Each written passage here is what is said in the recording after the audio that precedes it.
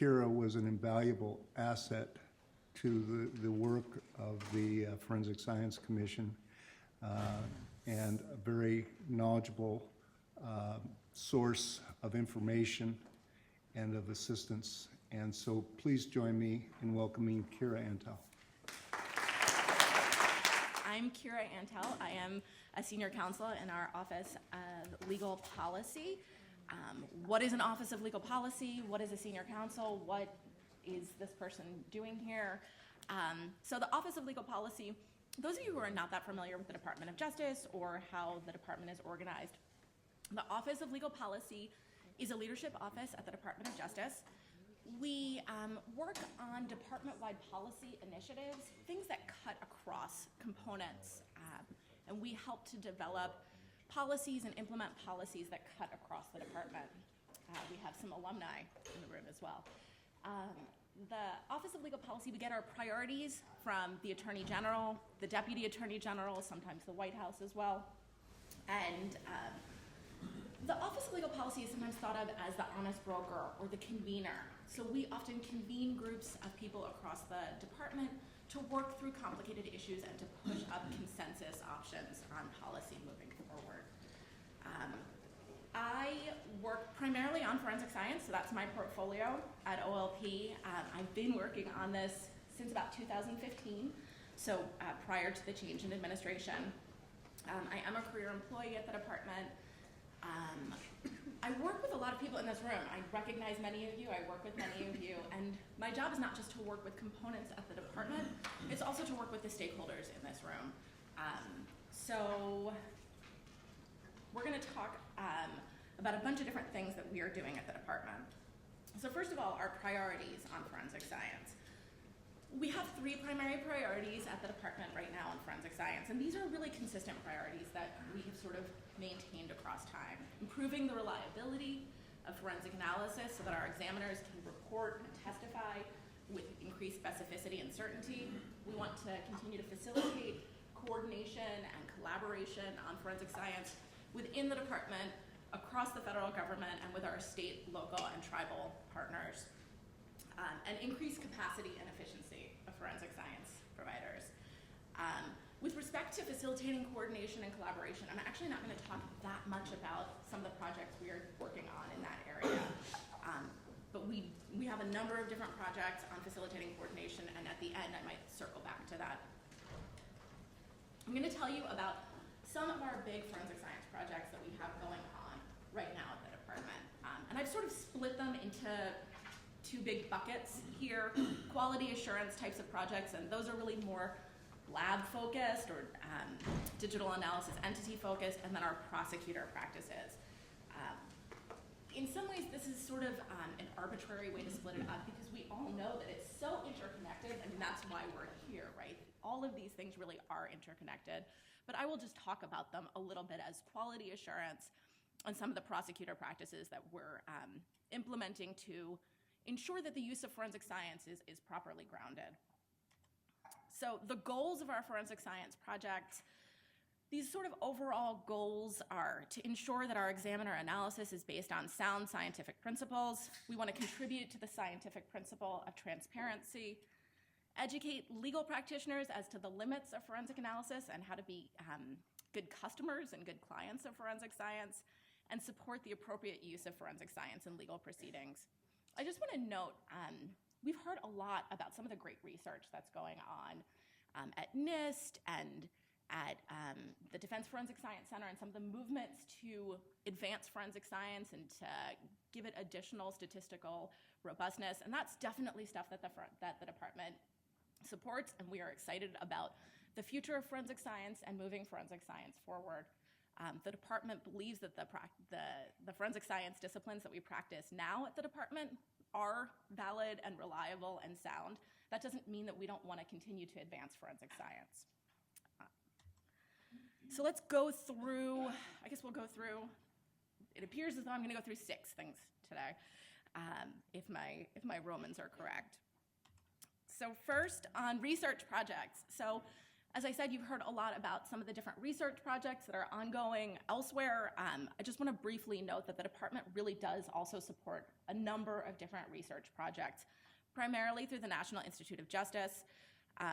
We have hundreds of ongoing forensic science research projects. Those funding opportunities really are focused on meeting the needs that are identified by forensic science practitioners. We have a technical working group, the Forensic Science Technical Working Group, that comes together, I believe, once a year to identify needs in the community and where research dollars should be focused. We also use feedback from OSAC. You heard, who was it this morning? Was it Mr. Bishop? Talked a little bit about OSAC's research needs that had been identified, or I guess NIST's research needs that have been identified through that NIST and NIJ project on handwriting. All of that is put into this big feedback loop so that we can ensure that those research dollars are targeted. FBI is also conducting a lot of different research. There are some ongoing decision threshold studies in several different pattern disciplines that are going on. I'll just note that these are being developed and implemented through external entities primarily to ensure that they're double-blind, and we're hopeful that these will assist in improving the way we report our results. Reasonable degree of scientific certainty. So reasonable degree of scientific certainty. I'm talking about this even though this is sort of old news because some people in this room might not be familiar with this decision. So forensic examiners have said for many years that reasonable degree of scientific certainty, it's just not a meaningful way to describe what it is they're doing. When they testify to their results, they don't want to testify to a reasonable degree of scientific certainty. And in fact, it's not something that they think has scientific meaning. So since September 2016, department examiners and prosecutors have been prohibited from using those phrases unless required by a court of law or some applicable law.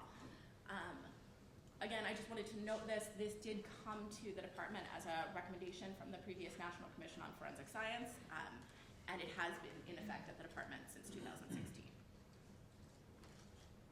And I guess coming back to why I'm talking about it, some people still don't know that this is the department's practice, and I just wanted to make sure that people were aware of that.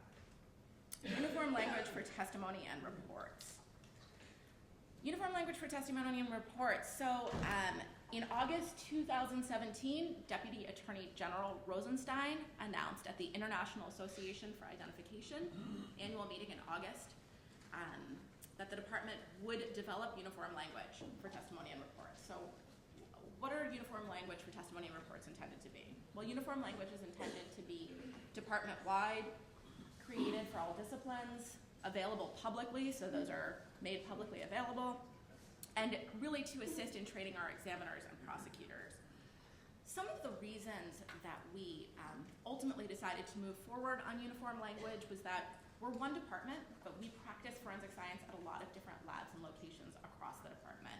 And we wanted to provide some uniform language so that examiners from ATF and DEA and FBI, to the extent that they are practicing the same disciplines, are using the same language.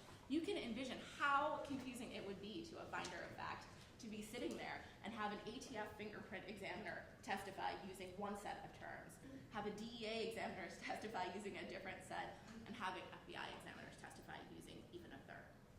So the goal is to identify consensus, uniform language that's grounded in, that's scientifically sound, that's technically justified, appropriately qualified and limited in scope, that we don't exaggerate any of the findings, and that conclusions aren't overstated.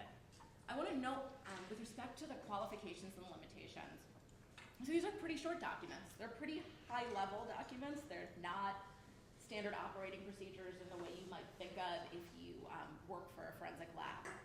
They're just really plain language documents that help the examiner understand where the goalposts are and help the prosecutor stay within those goalposts when they are eliciting testimony. We think that they are really helpful, and we're excited as we continue to develop them. This is just a picture of the one document that we have out right now. We do have one out for the forensic latent print discipline.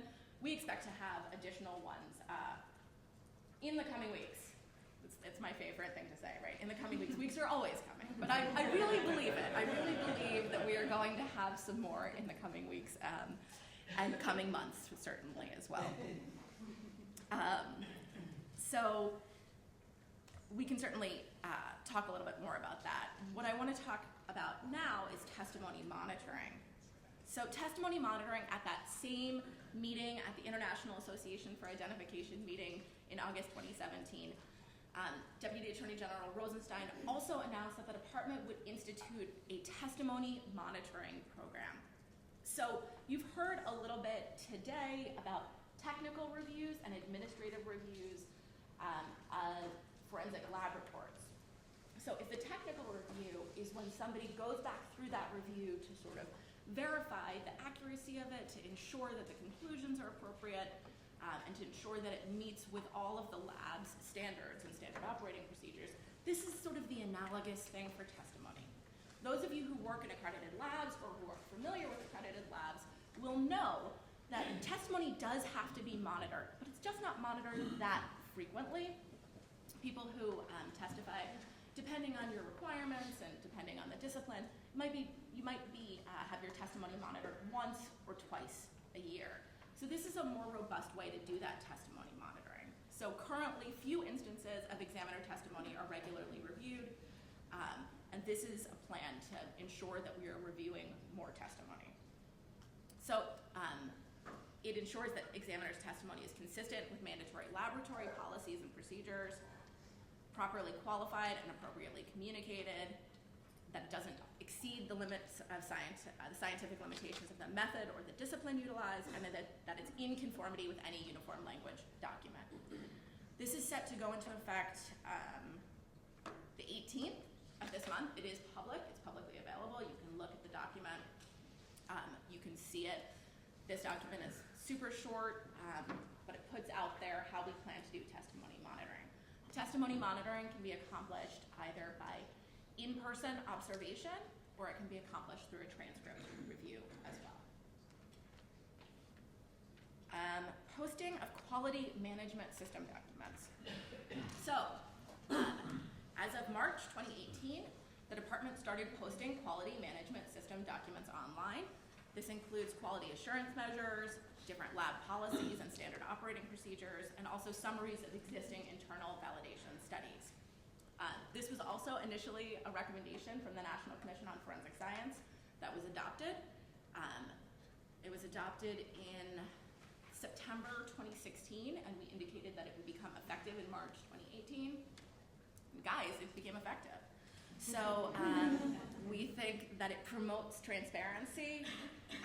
We hope that it improves efficiencies, shares high-quality policies and procedures with other labs. So I just want to note this for a moment.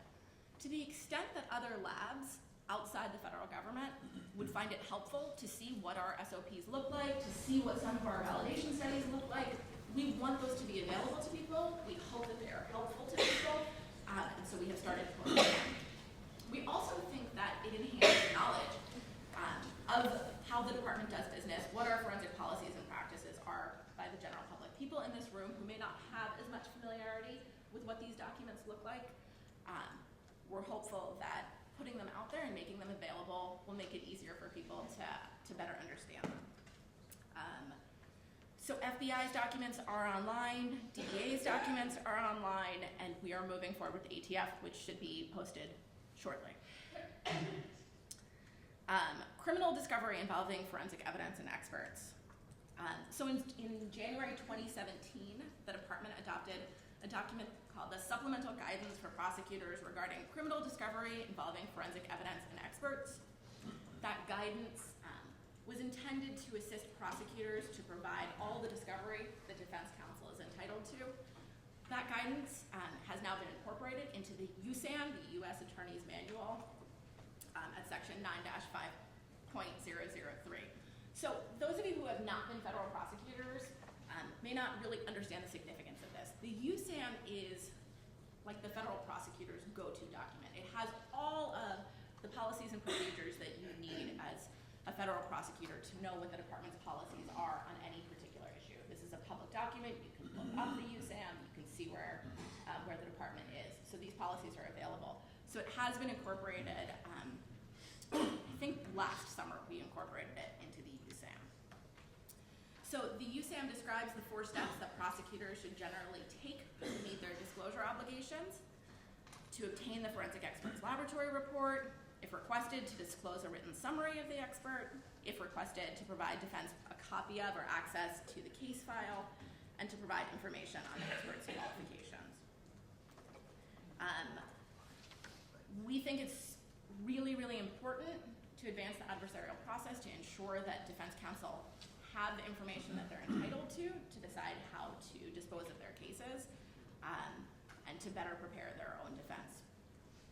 This year, we did training. It was mandatory training, discovery training. All of our federal prosecutors received mandatory training on this USAM provision. And that happened in like December, January, so just in the last couple of months. So next steps, we will be putting out uniform language, additional uniform language documents. You can look for those. I am working on improving public access. Right now, a lot of this stuff is in different places. I'd like to create a single place that people can go to find all of these policies.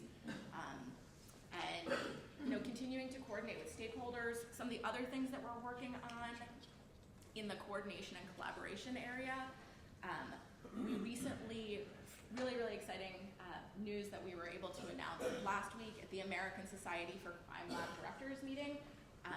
We created a new technical working group, the Forensic Laboratory Needs Technical Working Group. This is a small group of crime lab directors and researchers who are going to be meeting probably about twice a year to talk about how to ensure that forensic laboratory needs are being met, and to have that feedback with researchers to assist the department in ensuring that funds that are dispensed are targeted appropriately, and to really have that robust and routine communication. So that's where we are at the department, and I am happy to answer any questions. Yeah. Was the department now prohibiting that term reasonable degree of scientific or ballistic certainty? Mm-hmm. What is now the language that they are in favor of using? I mean, it's not language that our examiners were using, generally. So it wasn't language, frankly, that we had to teach our examiners not to use. It was our prosecutors primarily. In some districts, it was just the common vernacular. And so we had to encourage them to work more closely with their examiners to identify how the examiners wanted to testify, and to ensure that prosecutors had the language that they needed. Is there a question over here? Yeah. Does the NIJ have a policy that mandates that all NIJ funded or DIJ funded studies, research studies, that the data be kept and the data be disclosed, all data be disclosed? I don't know the answer to that question. I do know that NIJ projects are all published and all available. I don't know what happens with the data sets. I can certainly look into that. So that's my email, and I can give you a card afterward. Do you know? Or do you have another question? Well, to follow up on that, yeah. The general rule for funded research by agencies of the federal government is that rule. I mean, that the data has to be, because it was paid for by public money, that the data has to be made publicly available. There may be some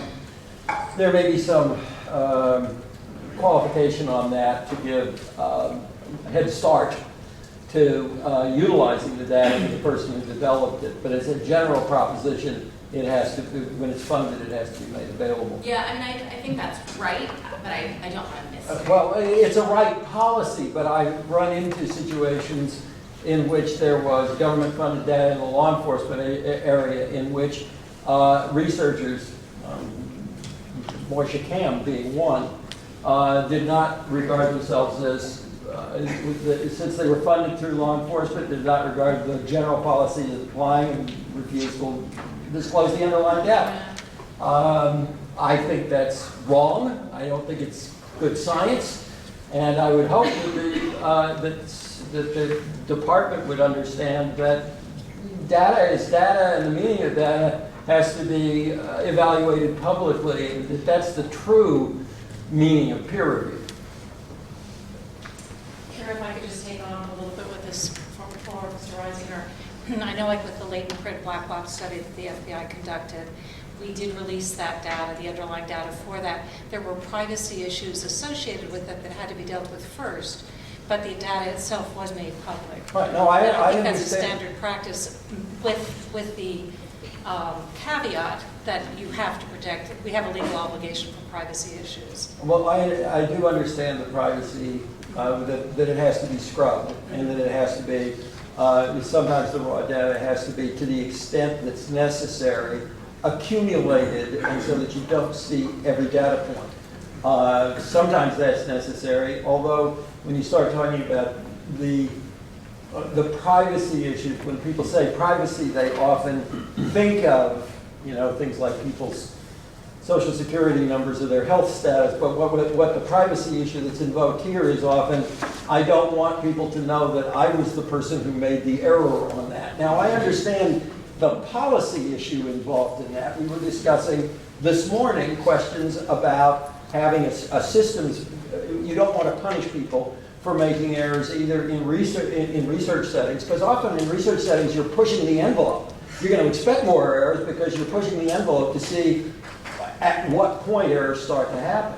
So I agree that that there should be policies in place to protect people from being punished after they cooperate in research, from being identified as somebody, especially in one of these studies that pushes the envelope, as one of the people who happen to make an error. But aside from that, and I think that's usually what in this area is invoked as privacy, aside from that, I think the data should all be available once it is anonymized. And you did. I just want to follow And you up. did. Now, But- Paul, I'm inquiring specifically about two studies that I have great concerns about in terms of validation, meaning whether they're really valid, based upon best practices and standards for educational testing. But regarding the privacy issue, really only one issue of privacy that would be involved, and that is the identity of a particular participant or any participant. Other than that, there are no privacy issues that are relevant. So that, having saying just privacy, I've made some inquiries in some regards, and I've told that, well, the data can't be disclosed, it's not part of our methodology. For example, questions, when somebody wants to evaluate a study and see if it's fit for purpose, they should be able to get the typical kinds of responses that are mandated by best practices in educational testing. And I would encourage the DOJ or NIJ to really look into that area, because I think there are deficiencies, serious deficiencies. Not with all the people. No, not with Paul. Not with all. Communication is the key on that, so And just. this is- Slide that have 4 bullet points of discovery. Yes. Did I miss it? Yeah. Not too fast. That. Okay. That, Testimony monitoring? No. No. No, it's after this. Yeah. That one. I'm not a lawyer. What does number 2 mean?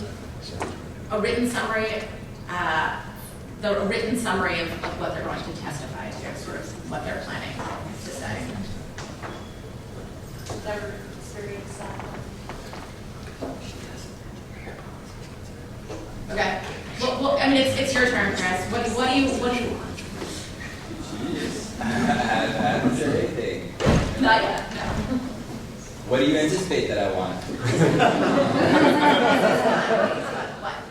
I'm wondering if there's going to be an opportunity for public comments on the ultras before they're rolled out.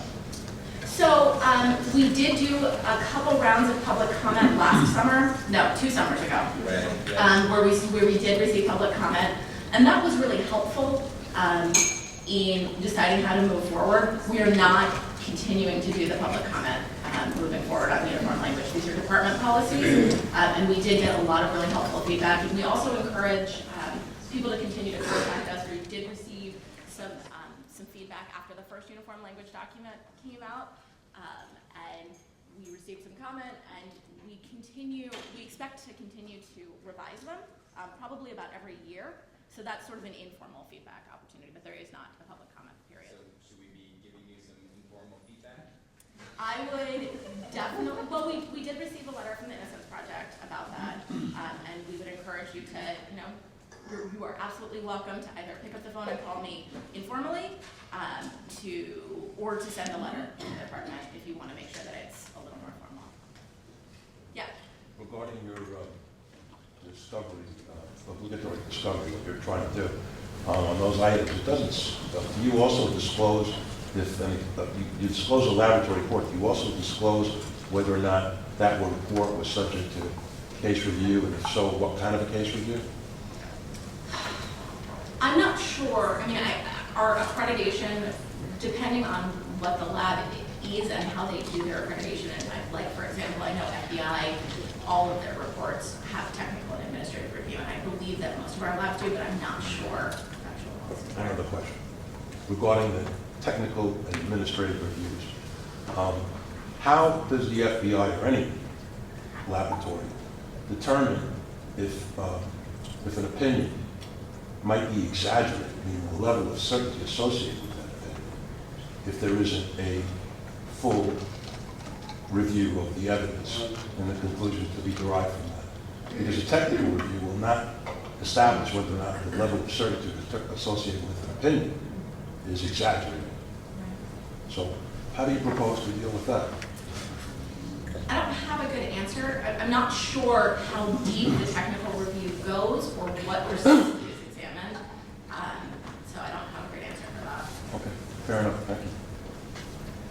All right, well, thank you all very much. I appreciate it.